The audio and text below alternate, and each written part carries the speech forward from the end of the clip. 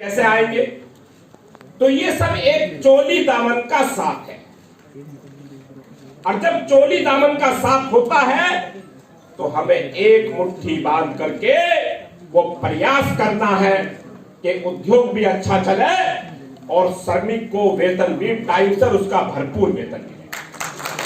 ये हमारा प्रयास है, हमारी सरकार का प्रयास है। सरकार लगातार चिंतित है इस बात पर। हम कई बार आपके बीच में आए, हमने इस बात को प्रथम दिन 25 फरवरी 2019 को निर्णय लिया कि उत्तर प्रदेश की जो मुख्यालयों पर बैठकें होंगी उसमें हमारे उद्यमी भी आएंगे और श्रमिक के प्रतिनिधि भी शामिल रहेंगे। यह आदेश हमने जारी करा। आप लोगों को सूचना कैसे प्राप्त हो रही है, कैसे नहीं, इसका हम आज जानने के लिए आए हैं। साथियों, समय की व्यवस्था रहती है, टाइम होता है कार्यक्रम का। मैं सारे उद्यमी और अपने श्रमिक प्रतिनिधियों से जो चीज नहीं कह पाए, जो नहीं आ पा रही है, आप उसको यहां लिख करके देंगे। मेरा व्हाट्सएप भी रहेगा, हमारे अधिकारी हैं उनके माध्यम से मेरे पास आएगा। आपका भरोसा, आपका विश्वास के साथ हम आगे बढ़ेंगे। दोनों की बातों को लेकर के निश्चित रूप से कोरोना काल में जो झेला गया वो आप लोग मेरे सब बिल्कुल ऐसे वीर योद्धा हैं, मैं सबकी सराहना करता हूं इस बात को, और इसमें अधिकारियों की भी सराहना करता हूं। हम देख रहे थे उत्तर प्रदेश में जब ये आई बात कि 53 लाख श्रमिक को 1,000 रुपए प्रति महीना उनके घर देना है, कोविड के समय में उनके घर पे जाए, उनकी रोजी रोटी की चिंता अगर नहीं, तो उसकी मार मजदूर पर पड़ी है। बड़े पैमाने पे मजदूरों की नौकरियां गई हैं। आज भी काम ना होने की वजह से बड़े पैमाने पे मजदूर जो नौकरियों से बाहर हैं। बड़े बड़े कारखाने धराशायी हुए इस बीच में, और इनका जिक्र अभी हमारे साथी ने किया।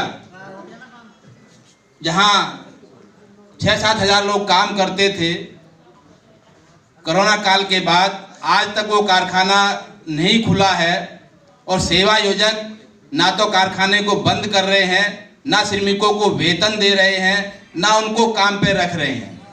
यानी कि आज जो नियम कानून है वो तमाम नियम कानूनों की धज्जियां उड़ाई जा रही हैं, लेकिन हमारा डिपार्टमेंट उस पर जो उचित कार्रवाइयां होनी चाहिए नहीं की जा रही है। तो एक तो सवाल ये कि आज जो श्रम कानून है उन श्रम कानूनों का प्रतिपालन सुनिश्चित कराना हमारे अधिकारियों और सरकार का दायित्व है, जो नोएडा के अंदर नहीं हो रहा है। और यही कारण है कि बड़े पैमाने पे मजदूरों के ऊपर जो हमले हैं, और सबसे ज़्यादा विवाद श्रम कानूनों को लागू कराने के सवाल पर ही नोएडा के अंदर होते हैं। तो मौजूदा श्रम कानूनों को लागू कराने का सवाल, दूसरा मौजूदा कानूनों में सरकार द्वारा जो श्रम संशोधन की प्रक्रिया चल रही है, हम इस मंच के माध्यम से माननीय मंत्री जी से निवेदन करना चाहते हैं कि सरकार जिस दिशा में बढ़ रही है, बदलाव करने से पहले हर स्तर पर ट्रेड यूनियन प्रतिनिधियों को, ट्रेड यूनियन कार्यकर्ताओं को उस प्रक्रिया में शामिल किया जाए। व्यापक विचार विमर्श के बाद ही कोई संशोधन होने चाहिए। लेकिन एक तरफा तरीके से जिस तरह सरकार श्रम कानूनों में बदलाव के लिए जो आगे बढ़ रही है, उसका नतीजा ये होगा कि सरकार और मजदूरों के बीच में विरोध बढ़ेंगे। तो ये विरोध ना हो और सही दिशा में कोई सुधार आता है तो श्रमिक पक्ष भी उस पर सहमत होगा। लेकिन जिस तरह के सुधार आज लाने के प्रयास किए जा रहे हैं कि काम को घंटे को बढ़ाने के प्रयास हो रहे हैं, मजदूर की नौकरी की जो सुरक्षा है वो खत्म होने के जो है खतरे हैं, परमानेंसी का जो एक खतरा है कि आने वाले जो कानून हैं उन कानूनों में परमानेंसी जो बचेगी नहीं, तो बहुत सारे खतरे उसके संभावित हैं।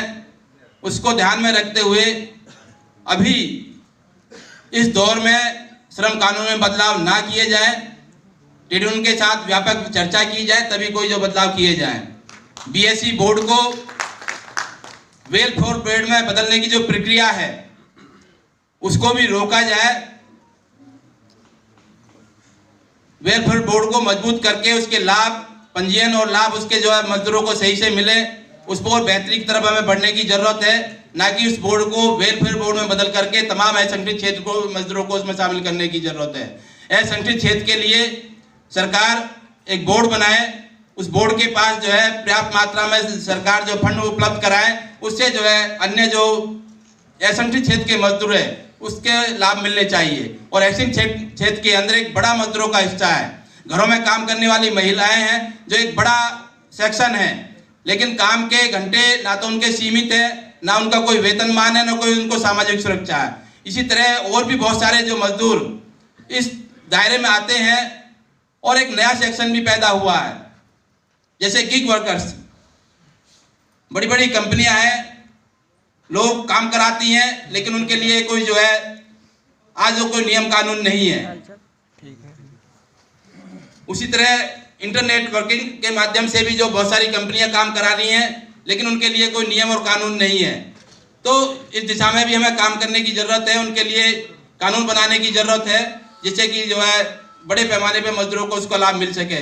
तो माननीय मंत्री जी से सिर्फ हमारा तमाम ट्रेड यूनियन की तरफ से, जनपद के मजदूरों की तरफ से हमारा अनुरोध है कि श्रम कोड जो लाने की प्रक्रिया चल रही है उसको अभी रोका जाए, उस पर व्यापक चर्चा ट्रेड यूनियन के साथ की जाए, तभी उस दिशा में आगे कदम उठाए जाए। और भवन निर्माण का जो वेलफेयर बोर्ड है उसको जो है दूसरे जो क्षेत्रों के लिए उसके पैसे को जो आवंटन की जो प्रक्रिया है उसमें जो है शामिल करने की प्रक्रिया उसको रोका जाए। असंगठित क्षेत्र के अन्य मजदूरों के लिए व्यापक जो है चर्चा के बाद बोर्ड बना करके और उसको पैसा दे करके जो उनको जो लाभ देने की प्रक्रिया शुरू की जाए। धन्यवाद साथियों।